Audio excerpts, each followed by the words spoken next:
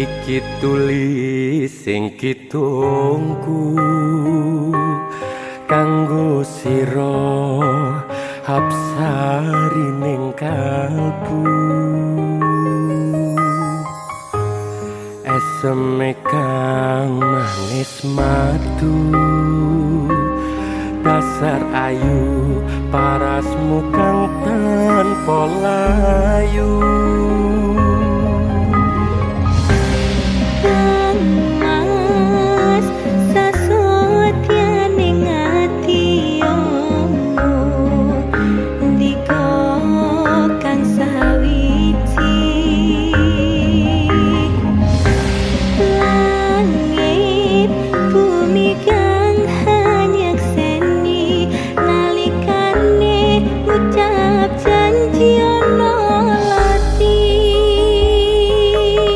mung siji sesotyaku memanekku mung mas wong ayu banyuwanku mekang mas horeli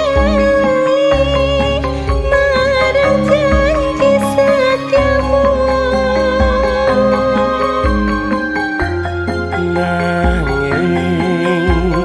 kabeh kuwi mostra eling kalamun pupu sing tresno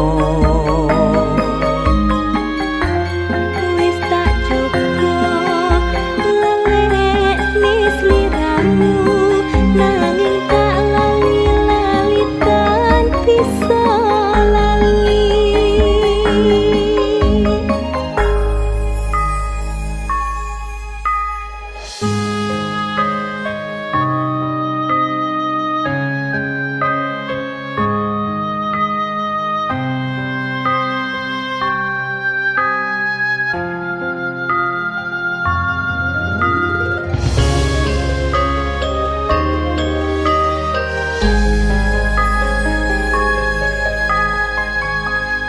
iki tulis sing kitungku kanggo sira hapsari ning kalbu eseme kang manis madu dasar ayu parasmu kang tanpa layu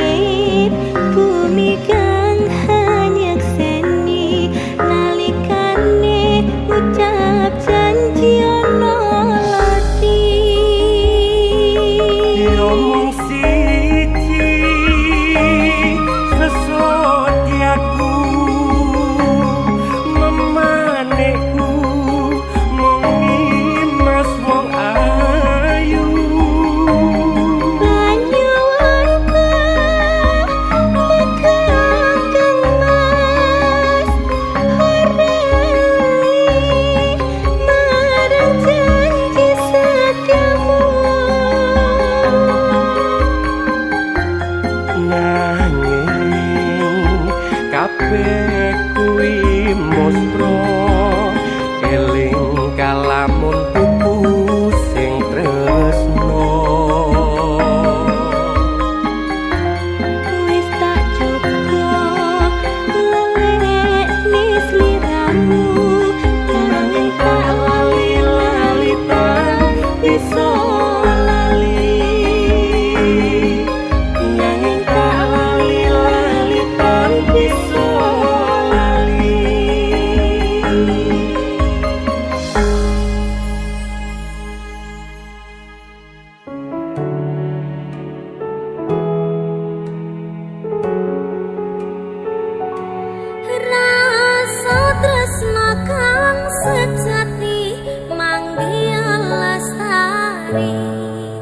hang hitung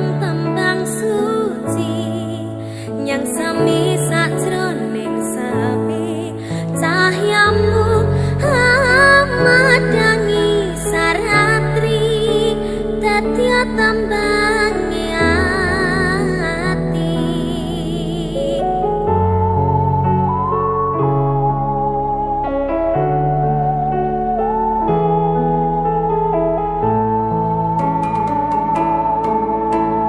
sang dewi katon lam-lami hamba barawangi sami arum kembange malati dasar wulane dadari wong ayo satya rumasono sasatapyoring kartika kadya puspita ing nindra henjang kapi tresna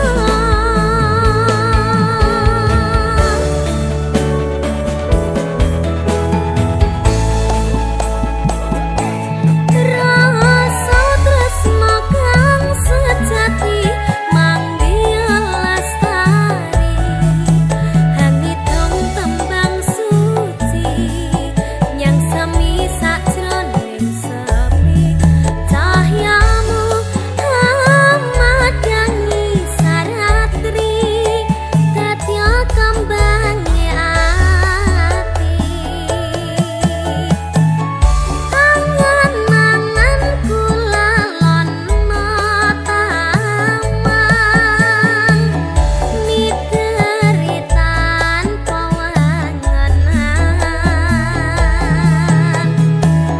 lamaku nembus marang kabagyan banget manis sinawan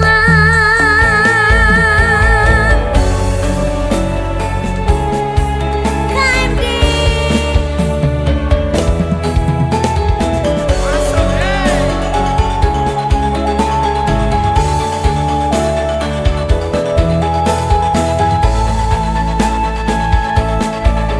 wong ayo satya rumasono sasatapyoring kartika kadya puspita ing nindra henjang kapi tresna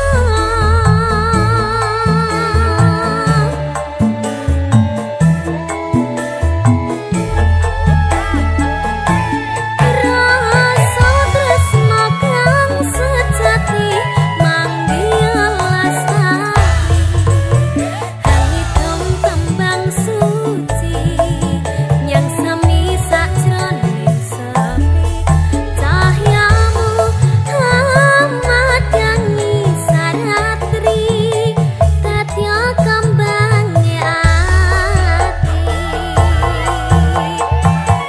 angan-angan kula lono taman miteri tanpa wangenan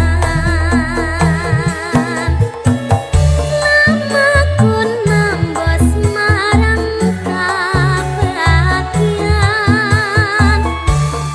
banget manis sinawan manis sing tak sayang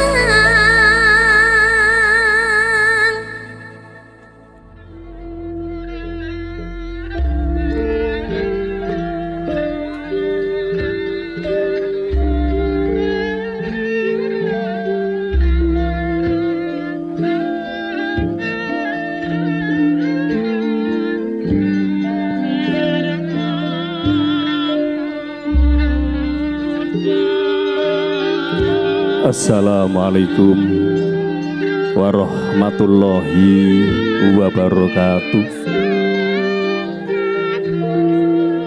Kula nuwun dumateng para sepuh, para pinisepuh,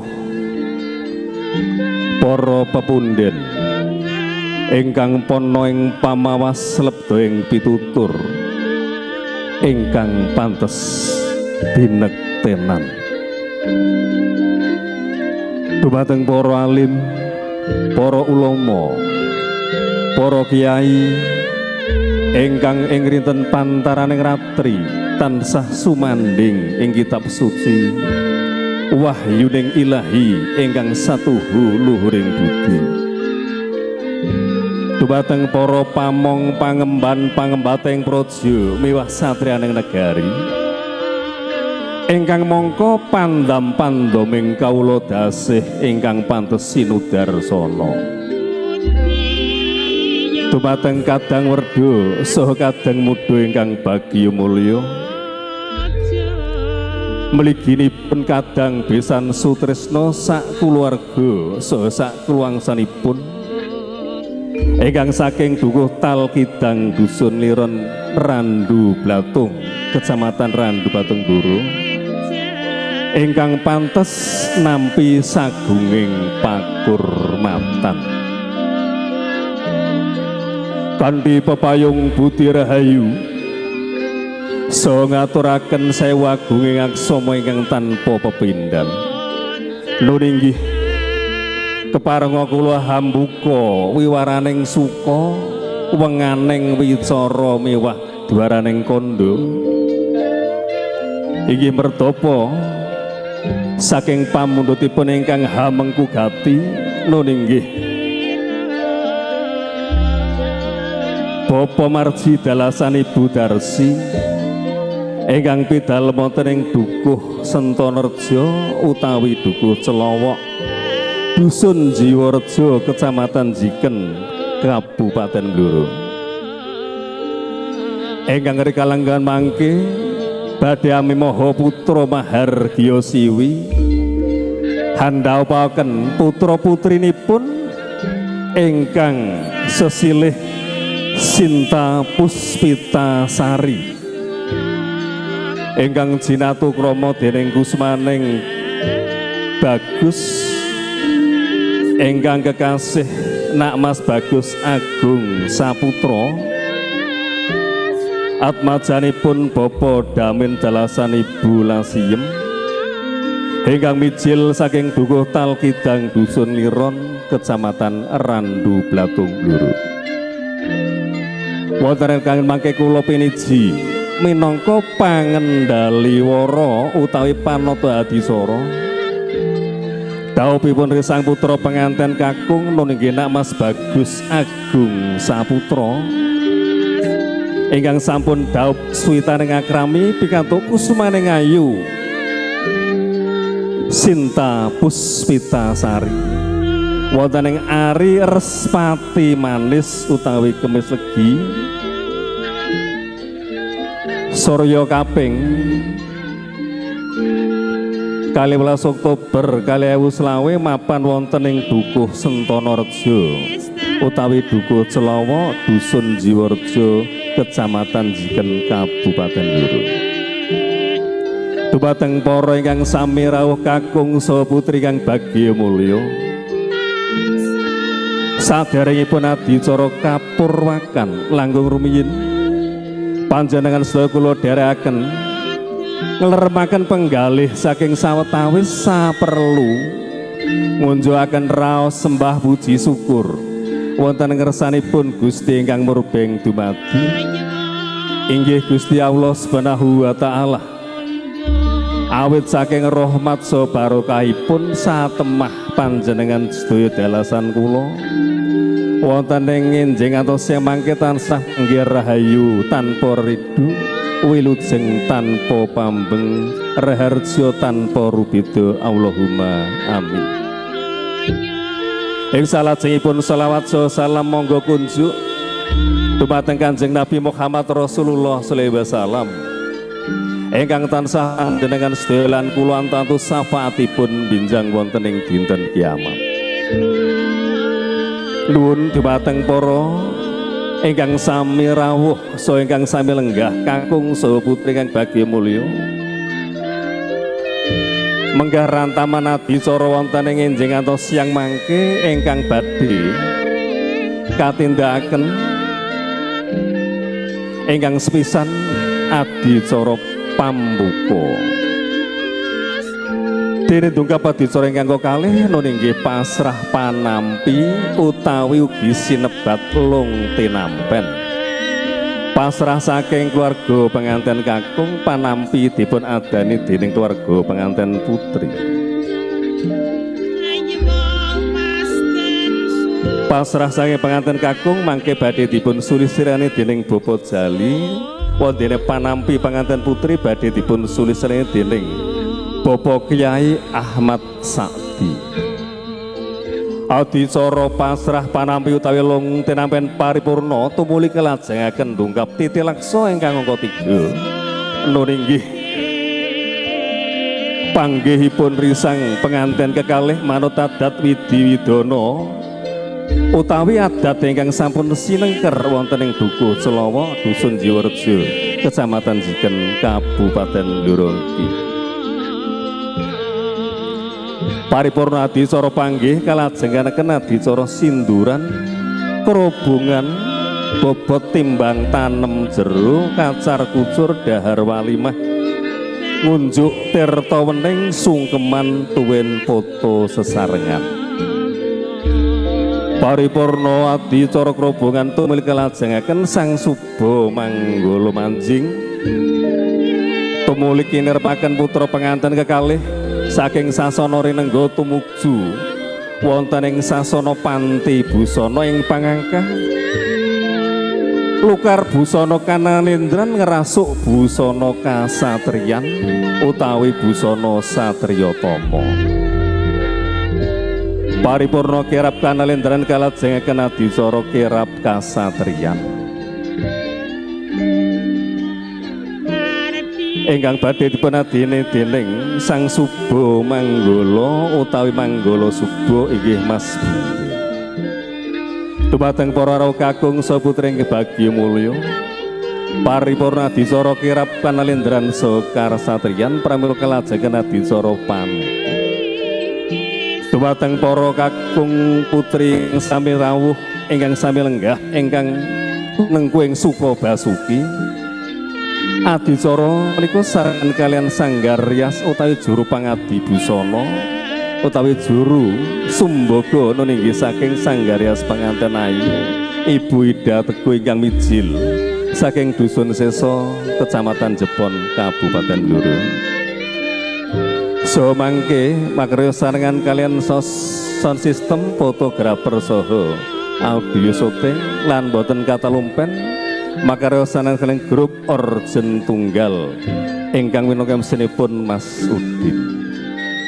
Dumateng para rawuh kakung saha putri ingkang berbudi dharma menggah kados makaten tata rakiting adicara ingkang badhe kalampahan mangke wiwit purwa madya ngantos dumuginipun wasana amba bilih kula minangka pambyara utawi panata adicara ngelenggana kathah kalpatanipun pramila kula nyuwun agunging samudra pangaksami. Nuwun dumateng para rawuh sedaya kakung miwah putri mliginipun kadang besan sutresna sak keluarga saha sak kulangsanipun ingkang saking Dukuh Tal Kidang Dusun Liron Kecamatan Randugatung. Adicara menika kapurwakan kanthi waosan basmalah sesarengan. Bismillahirrahmanirrahim.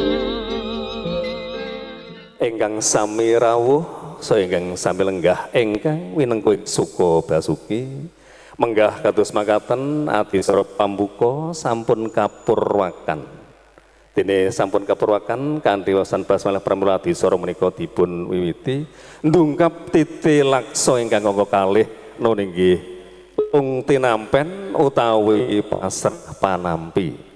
Pramila dumateng Bapak Damin Dalasan Ibu Lasiem kula aturi masrahaken risang putra penganten kakung nggih nak Mas Bagus Agung Saputra ingkang ngrika lenggahan menika badhe dipun sulih sarirani dene Bapak Jahli. Pramila dumateng Bapak Jahli kula aturi jengkar saking palenggahan tumuju wonten ing sasana pasrah ingkang sampun sumadya.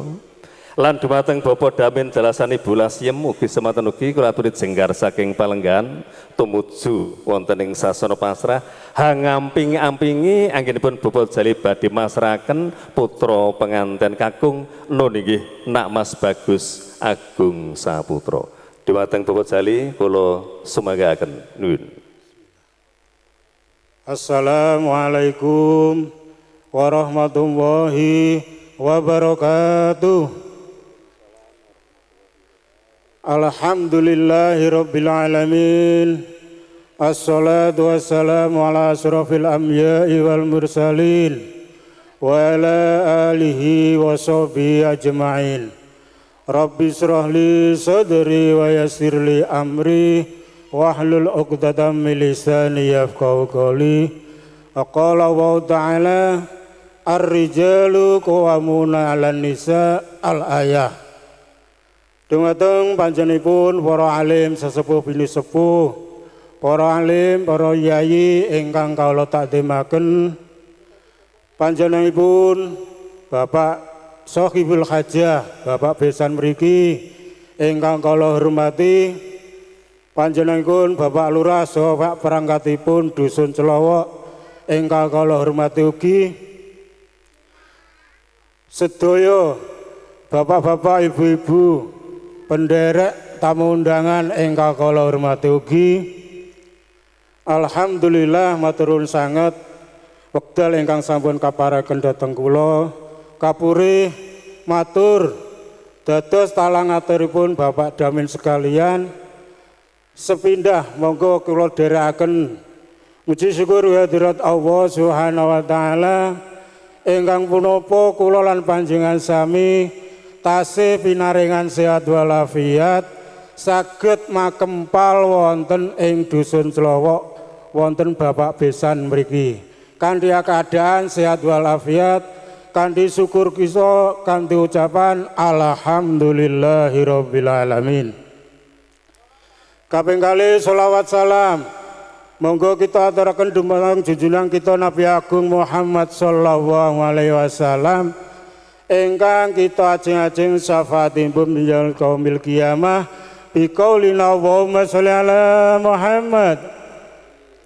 Alhamdulillah nyun sewu kabareng matur mbok bilih mangke atur kawula mboten merengani benggale panjenengan sedaya kula nyuwun ngapunten luwih-luwih dhateng Bapak Damin sekalian wakil niku mboten kados sing diwakili. Wakil niku awak kali sikil. Mila mangke menawi atur kawula kurang pas kurang penggalih panjenengan kula nyuwun ngapunten. Sepindah Bapak Damin sekalian saha sarombongan saking Talkidang ngantos Dusun Celowok menika sepindah niat silaturahim antarane Talkidang kalih Dusun Celowok mergo wonten akad nikah inggo Bapak sinten namine nganten Agung Saputra sampun kaakataken mila antarane Bapak Damin sekalian kali Bapak Besan pun dados sederekan ngoten Pak Bu nggih. Muga-muga silaturahim menika tansah dipun rindani Gusti Allah Subhanahu wa taala. Kaping kalih masrahaken putra Bagus Agung menika dipun pasrahaken dumateng Bapak Besan mriki Bapak Marji nggih. Bapak Marji namine. Bapak Besan Bapak Marji mugi-mugi sageta kaanggep putranipun piyambak. Luwih-luwih lingkungan mriki mbok menawi wonten warung kok dereng kenal nggih monggo dipun sapa. Menika ingkang kaping kalih. Ingkang kaping 3 inggih menika Bapak Ibu wau ketingale beto sedakoan. Mugi-mugi sedekawan menika dados tali asih lan dadosa tolak balak kangge ketentramanipun Bapak Damin sekalian saha sak rombongan. Muga-muga dipun paringi tentrem dening Gusti Allah taala dadosa tolak balak dituhake saking billahi Allahumma amin. Sasampunipun mangke acara dipun milai, sasampunipun jejagongan sawatawis mangke Bapak Damin saha sak rombongan nyun pamit. Mugi-mugi angsal kula mlampah saking mriki ngantos dusun Talgidang kinarya slamet boten alangan setunggal punapa lan kula nyuwun donga mugi-mugi kula kalih Bapak Damin sedaya rombongan muga-muga dipun paringi slamet donya akhirat Allahumma amin. Kula kinten saking kawula minangkani talangipun Bapak Damin sekalian kathah kesalahipun kula pribadi nyuwun ngapunten ingkang kathah. Akhiripun ihdinas siratal mustaqim. Wassalamualaikum warahmatullahi wabarakatuh. Kados makaten kula para rawuh kakung saha putri kang bagya mulya, atur pasrah saking penganten kakung ingkang dipun sulih sarirani dening Bapak Jahli kanthi terwaca wijang saha gamblang mekaten. Lan dhumateng para bapak ibu sedaya kakung mewah putri saha Kang Mas, Adi Mas, ya, mereka ingkang bagi mulya sinambiwan pangandikan kalian para kadang saha kantuirang. Ing mriki kalajengan adisara panampi. Adisara panampi saking pihak penganten putri. Saking Bapak Marji Delasan Ibu Dasri ingkang ngeri kalenggan mangke dipun suluh sarinene dening Bapak Kyai Ahmad Sakti. Pramila nyuwun dumateng Bapak Ahmad Sakti kula jengkar saking palenggan tumuju wonten ing sasana pasrah. So dumateng Bapak Mardi Dalasan Ibu klaturi jengkar saking palenggan tumuju wonten ing sasana pasrah panampi wonten sangajengipun sasana rinengguh mangkaten nuwun.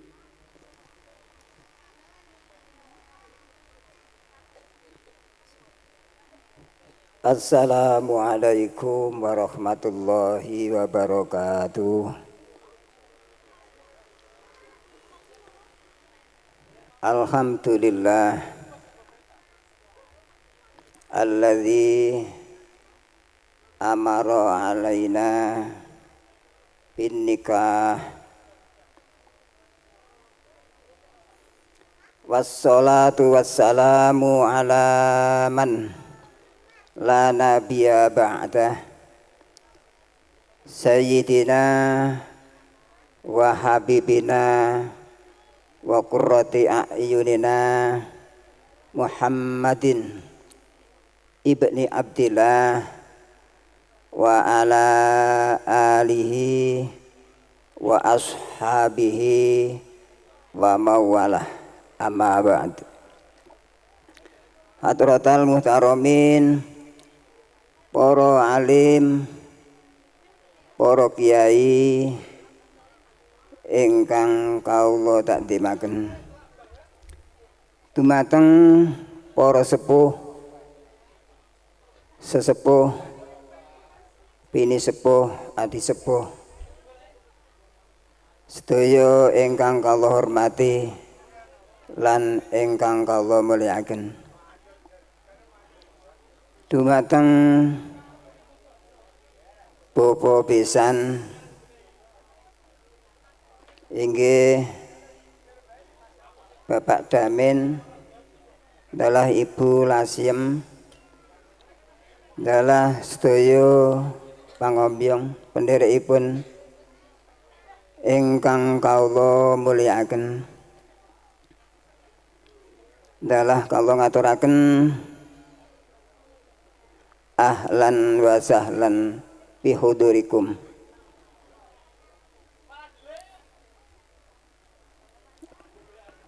Lan ugi dumateng para rawuh kakung Sumawana putri sedaya ingkang kawula mulyakaken.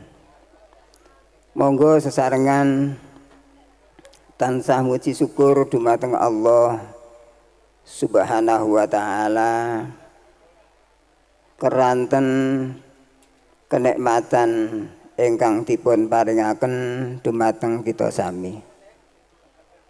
Khususipun ing enjang punika kula panjenengan sami dipun paringi sehat afiah sehingga saged nderekaken mangayu bahagia dumateng temanten kekalih inggih menika Mas Bagus Agung Saputra dalah Mbak Sinta Puspitasari. Mugi-mugi sejodohanipun kekalih temanten kekalih menika dipun paringi dados keluarga ingkang bahagia sakinah mawaddah warahmah. Amin Allahumma amin.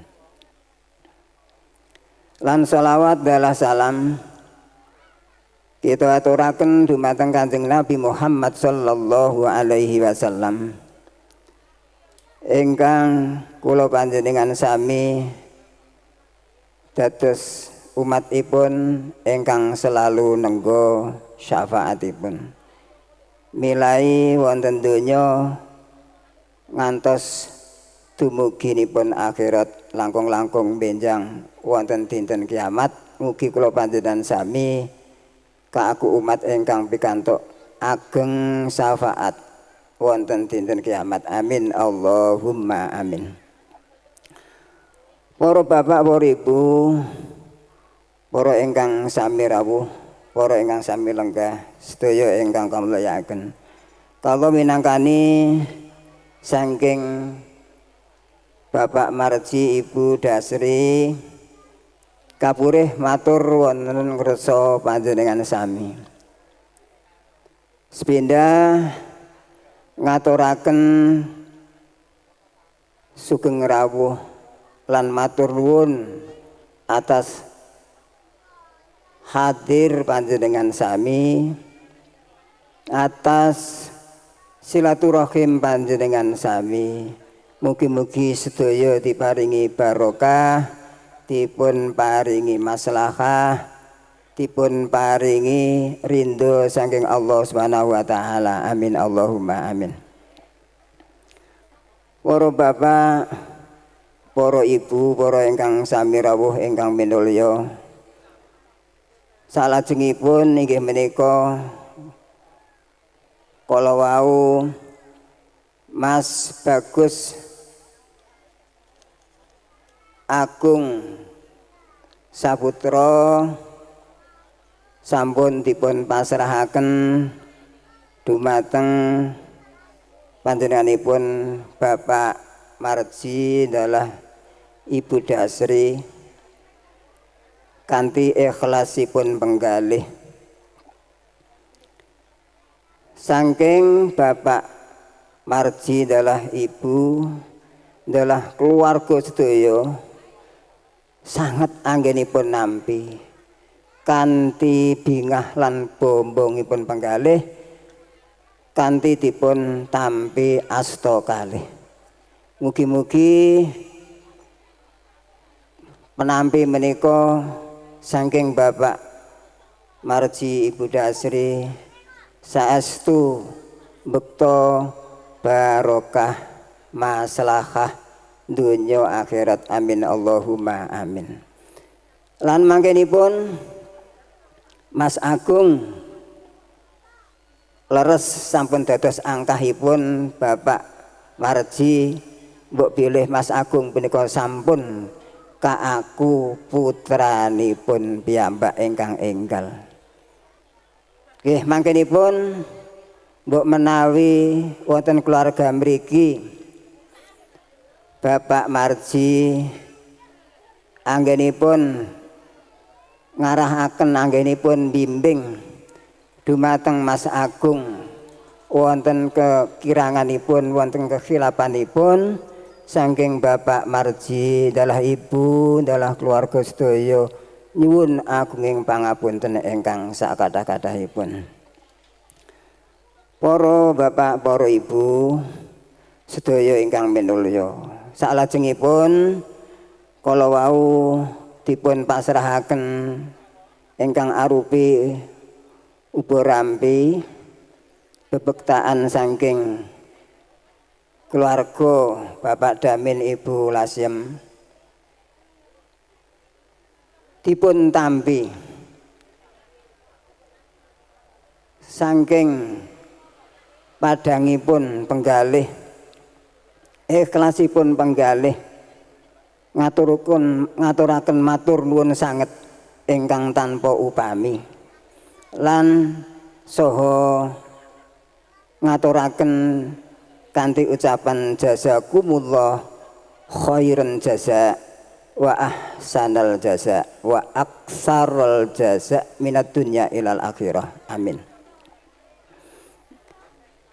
Para bapak, para ibu, para sederek sedaya ingkang minulya,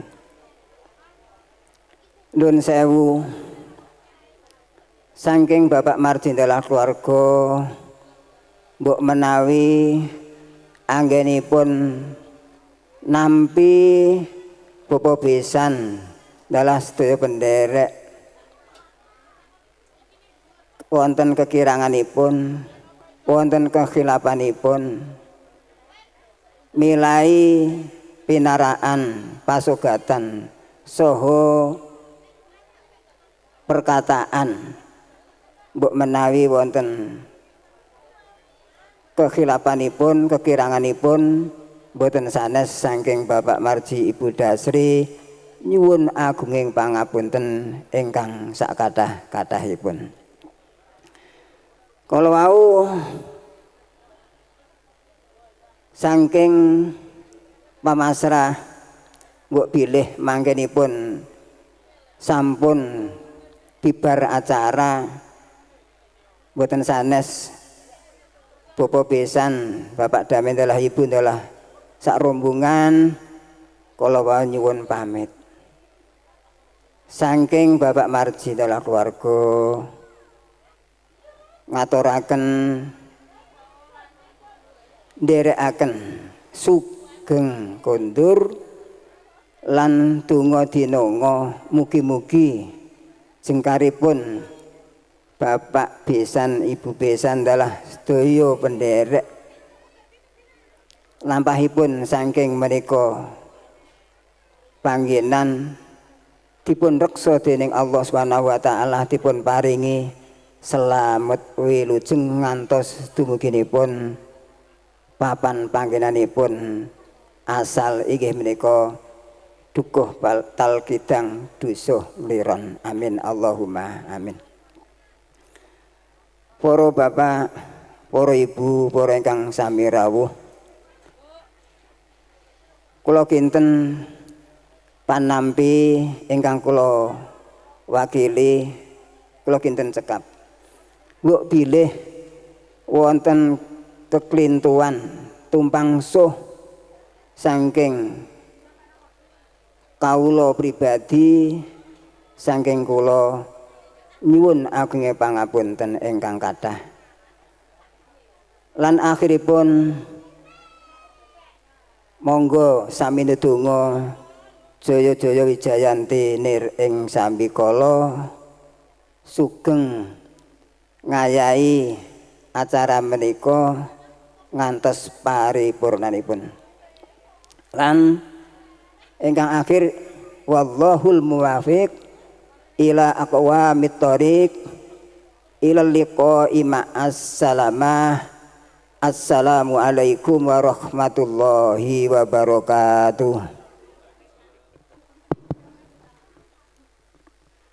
Kados mangkatan kula para rawuh kakung saha putri kang bagya mulya atur panampi saking Bapak Marji dalasan Ibu Dasri ingkang dipun sulih salirani dening Bapak Kyai Ahmad Sakdali kanthi ringkes teges saha mentes makaten. Lan nuwun sewu dumateng para kadang pramubujana utawi para kadang pendarat gandeng menika angsal-angsal nggih utawi angsul-angsul ingkang saking Dukuh Talkidang Dusun Ngloram Kecamatan Randu Blatung menika kala wau sampun dipun pasrahaken saha dipun tampi pramila menika angsul-angsul saking Randu Blatung menika monggo dipun beta wonten lebet griya makaten.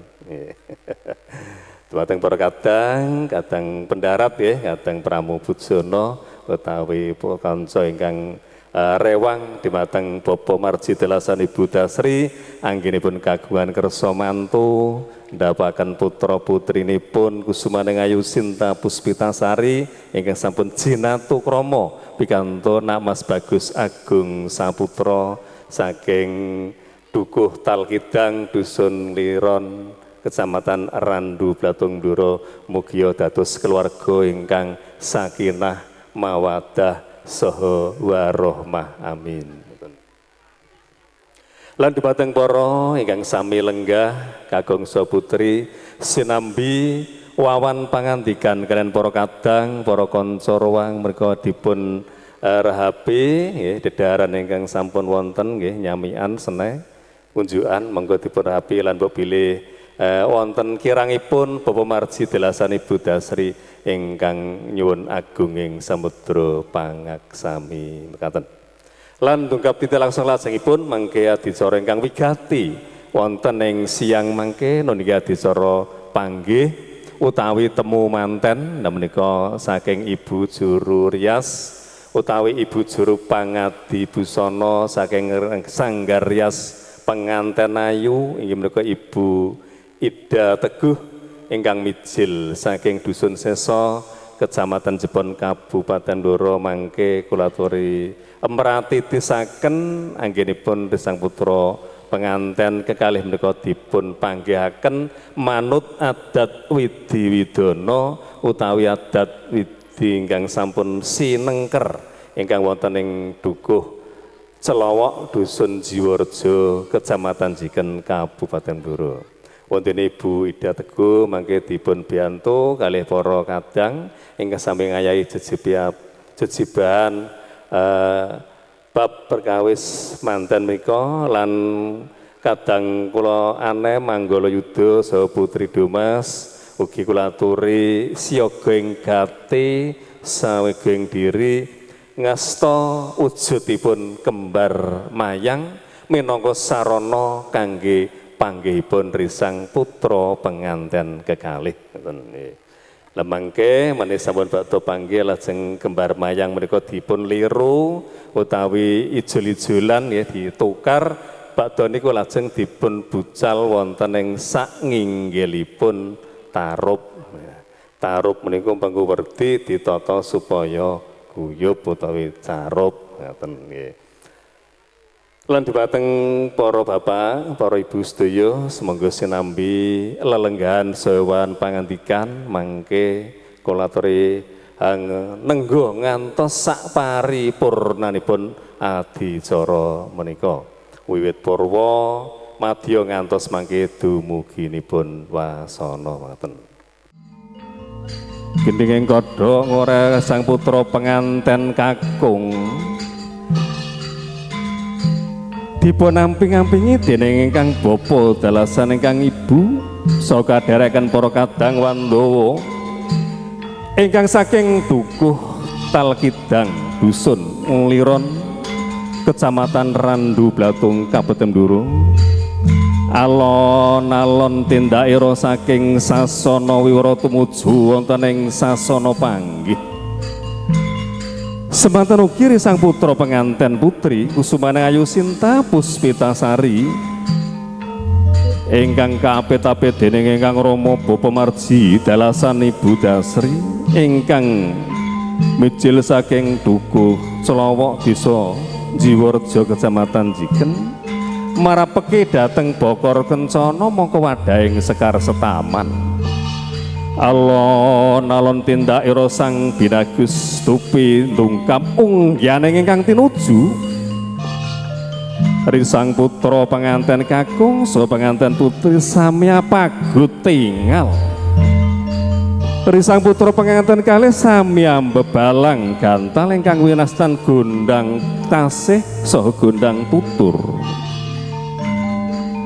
Risang putra penganten kakung saha penganten putri sami jawatasta sami jawatasta putra penganten kalih satemah.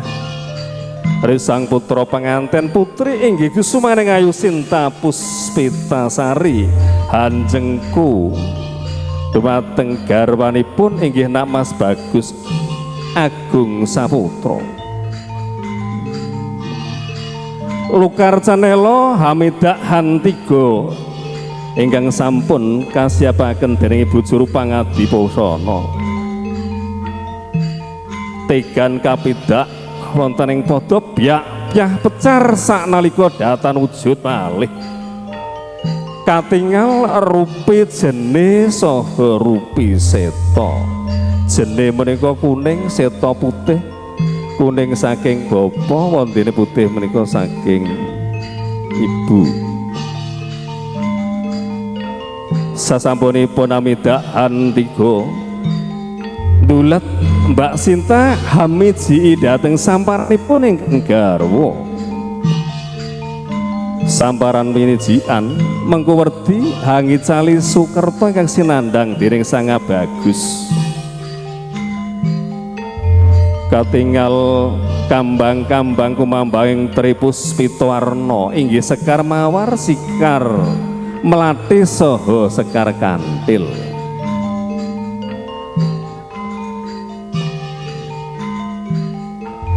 Sekar Mawar mawarna-warna Sekar Mati saking kedaling lati sang penganten kakung wondene Sekar Kantil tansah kumantil kantil wonten ing padoning netra tumanem wonten ing telenging kalbu. Paripurna anggen ora miji tumuli sang putra penganten putri kalanting winapun junjung derajat. Sigra Ibu Juru Pangadi Busana niki Ibu Ida tebu sampun ngasta uter utawi iker ingkang isinipun jajan pasar saha ngasta kendi pratala kang isi tirta wening. Mubeng manengen kaping 3 rambahan uter ingkang isi jajan pasar menika mengko werdi risang putra penganten kekalih anggenipun lumban wonten madyan ing Brayan Agung boten kekurangan boga lan pastra. Boga menika pangan, wastra menika sandang. Dados boten kekurangan sandang lan pangan. Kanthi angasta kendi pratala, kendi ngarani pratala lemah. Sedaya titah dumadi saking lemah wondene isi tirta wening, tirta banyu wening ngarani bening. Sadeng tumindak uti pakaryan kapanggalih langkung rumiyin saking weninging cipta rasa karya mewah karyane.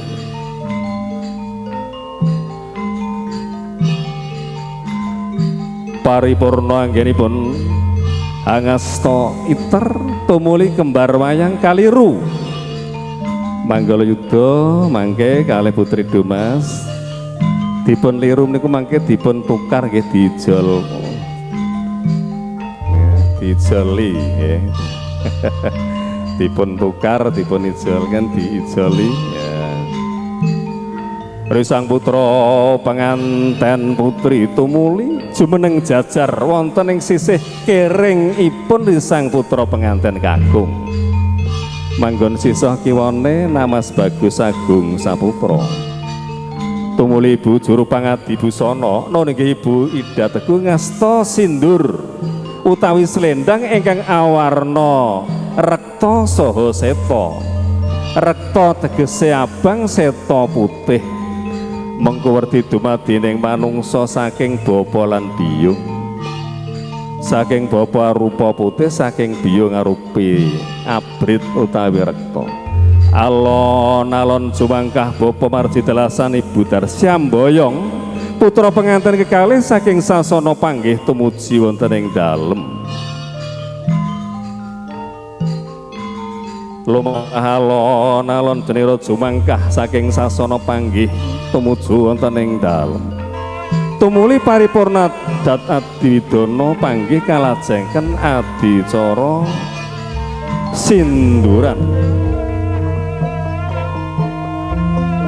Kaya ring ungelipun ketawang laras moyo Bapa Marji dalasan ingkang Ibu nuringgih Ibu sampun amboyong risang putra penganten kekalih saking sasana panggih tumuju wonten ing sasana rinengga.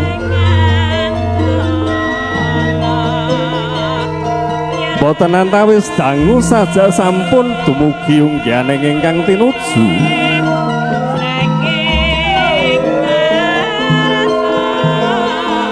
Tumuli sang putra penganten kalih inggih Nak Mas Bagus Agung Saputra kaliyan ingkang garwa kusumaning ayu Sinta Puspita Sari lenggah jajar wonten sasana rinengga. Tumuli kalajengen adicara bobot timbang. Bapa Marji kula aturi lenggah wonten ing sasana rinengga animbang dumatan ingkang putra penganten kekalih. Mas Agung Saputra manggen wonten ing jengku ingkang sisih kanan dene pengantin putri mancing wonten ing jengku ingkang sisih kering. Lajeng Ibu Drasi menawi jiling pangandikan, bapakne piyanggonmu animbang marang anakmu sakloron Nak Mas Bagus Agung Saputra lan Sinta Puspita Sari bapakne. Iya ibune. Saka pangerasaku anakmu sakloron Agung Saputra lan Sinta Puspita Sari wis timbang. Tegese katresnane wis timbang lahir batin ya donya prapteng delahan. Paripurna adicara bapa timbang kalajengaken adicara tanem jero utawi wisudhatama. Bapa Marji sampun Hamisudha dipateng ingkang putra saha putri anggenipun ninggal mangsa muda manjing wonten ing mangsa dewasa ngayahi jejeban mangun Brayan enggal inggih menika wonten madyan ing Brayan Agung. Paripurna adicara tanem jero utawi wisudhatama tumuli kalajengaken adicara kacar kucur. Kacar kucur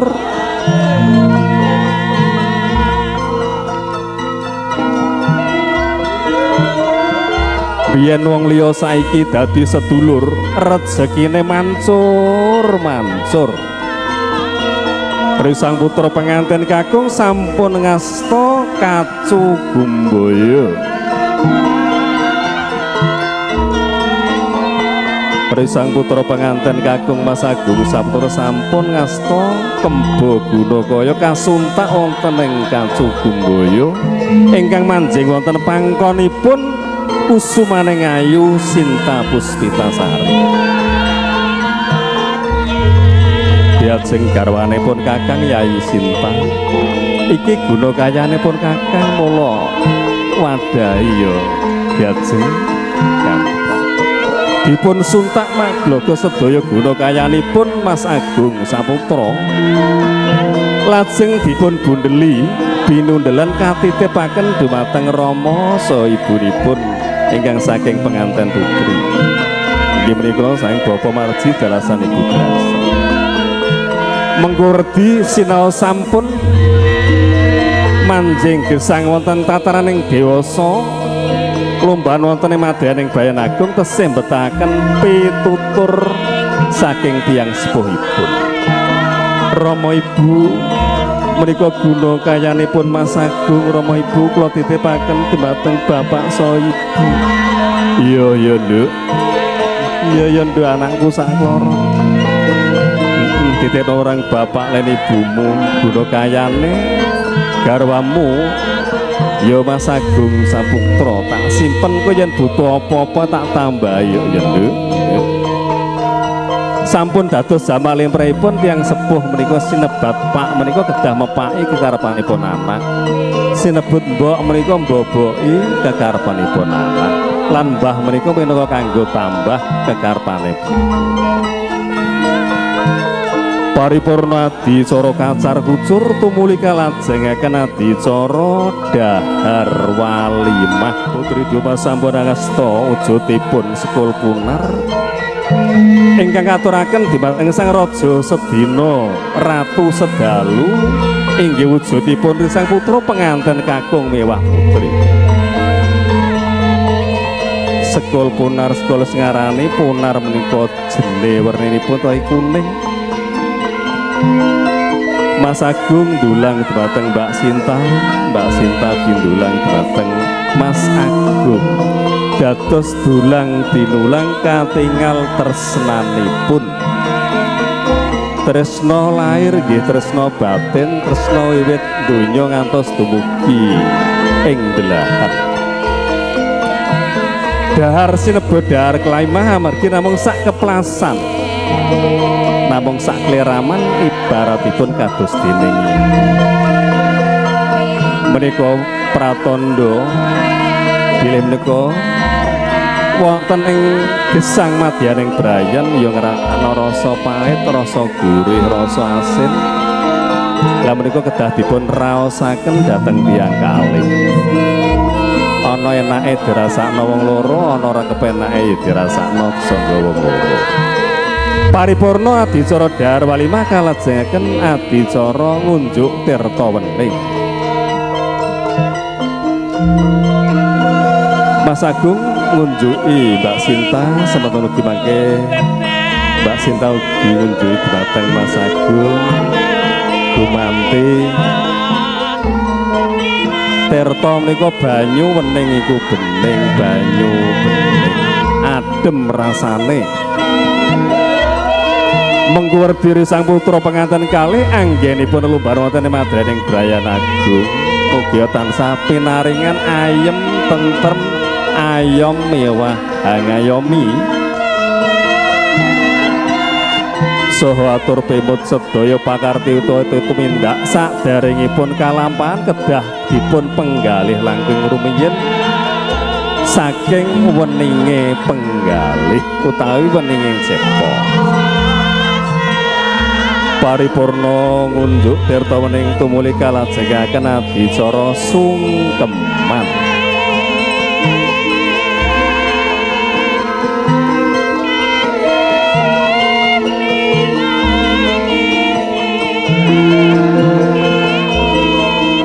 Duwung kalolos langkung rumiyin Risang Putra penganten kakung wah putri ngrucat canela.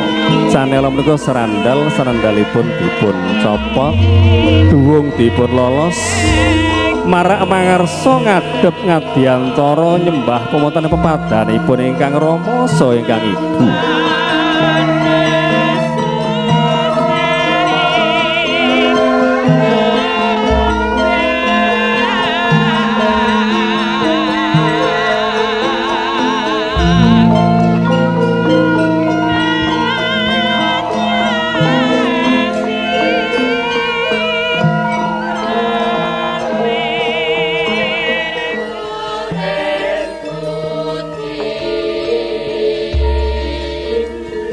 Kanthi kumandhanging ketawang Ibu Pertiwi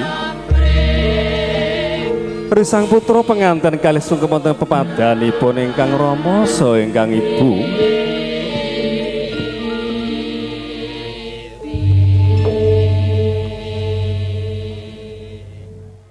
Ngukir dhumateng jiwa ingkang ngukir jiwa raganipun.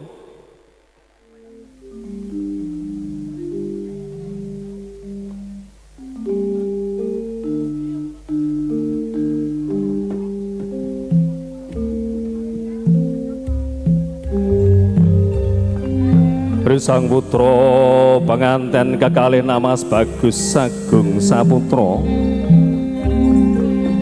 Dalasan kusumaning ayu Sinta Puspitasari.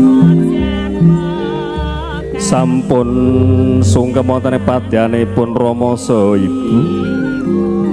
Ingkang saking penganten kakung inggih Bapak Damin dalasan Ibu Lasiem. Ger anakku sakloron bocah bagus dan bocah ayu. Jeneng sira anggonmu jejodohan. Tak suwunake marang kersaning Gusti kang akarya jagat dadya kaken-kaken lan lindan-lindan ya Nduk ya Gus. Muga-muga pinerengan wahyu jodoh sarwa kecukupan ora kekurangan sandang lan pangan. Makaten menggih wawon pangandikanipun Bapa Damin dalasan Ibu Lasiem ingkang kawijiling lesan. Paripurna sungkem wonten pepadhanipun tiyang sepuh kekalih. Tumuli kusumaning ayu Sinta Puspitasari.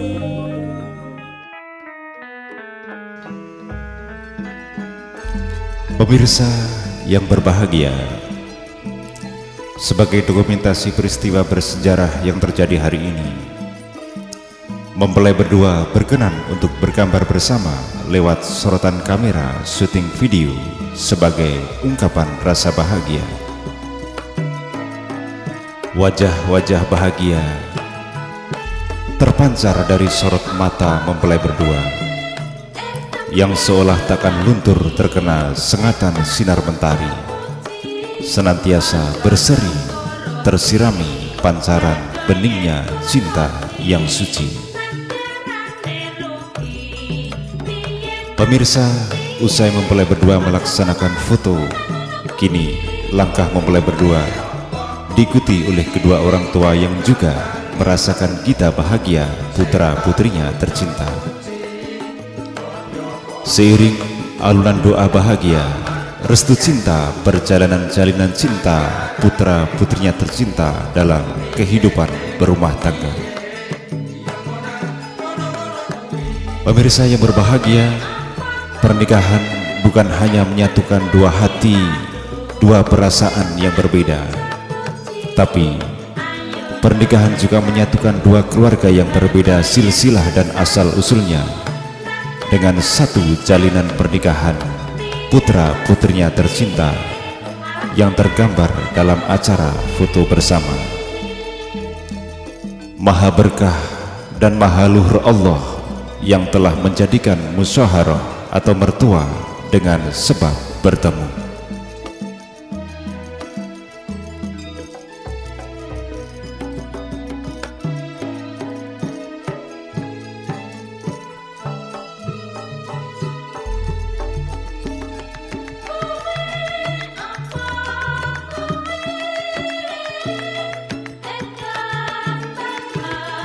Kenjuk segini daharan kagem para tamu undangan ingkang sampun dumiking sasana saking Bapak Ibu nggih monggo dipun rapikan sekeca pas foto-foto ingkang sampun kasumadya. Baik, saya mewakili keluarga besar dari CM Musik di bawah naungan Big Boss Cemeng, semoga diberikan kesuksesan dari awal sampai akhir acara nanti. Ya. Pak, nah, Gimana? wayahe metu Pak nggih. Ayo nak. CM Musik.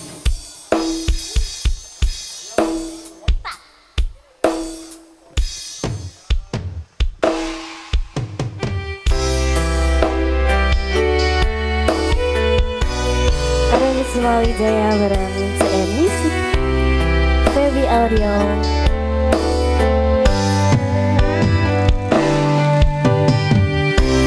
Mungkin buat belum mantan ya mau request boleh. Boleh, untuk teman-teman mempelai nanti jagoannya dibawa ke atas nih, monggo.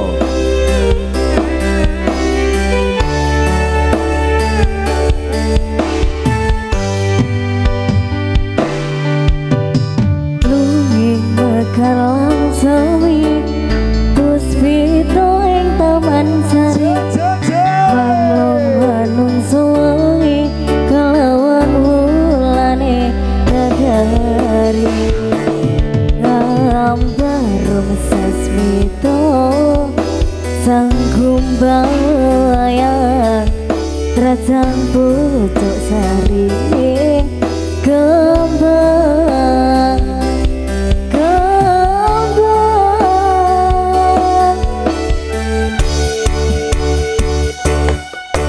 kusumane ratri mangsa wiji kinanti mematri sajroning ati kang sepi lintang pancerono antariksa kami kuyayu sang reno kusuma Victoria Seemisik Reza Barang Ferry Aldo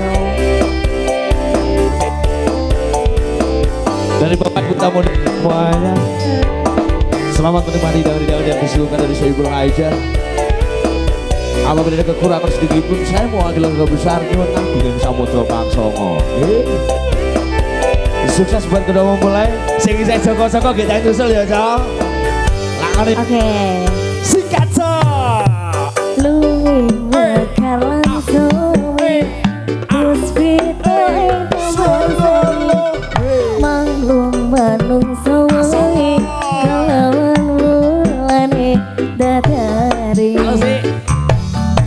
lampar sasito sangku bawaya rajang pucuk sarine kembang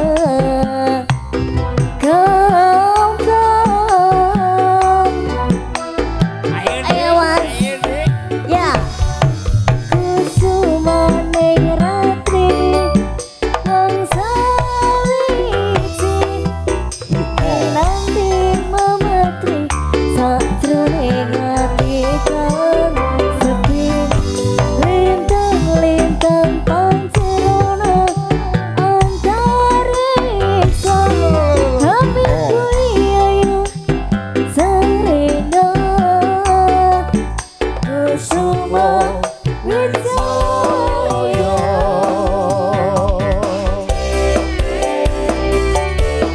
Buat teman-teman dokumentasi, terima kasih banyak. Dari Bapak Pranoto Coro matur sembah dulu. Mungkin dari Bapak Lurah apabila sudah hadir. Dari Romo Kiai Romo Sepuh Sepuh, terima kasih banyak untuk kamu panjenengan semuanya.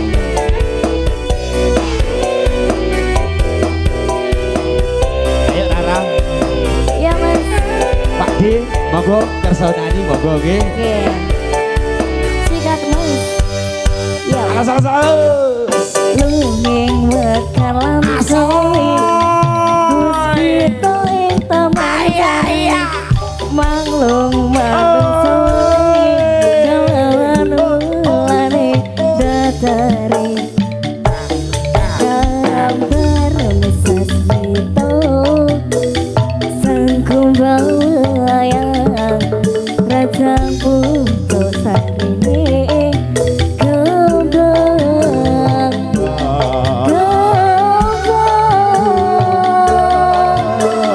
ayo mas kusumane ratri mangsa wiji kinanti mematri sajroning ati kang sepi lintang-lintang pancerono antariksa kami kuyayu sang reno kusuma Wijaya kusumane ratri mangsa wiji kinanti mematri sajroning ati kang sepi lintang-lintang pancerono antariksa kami kuyayu sang reno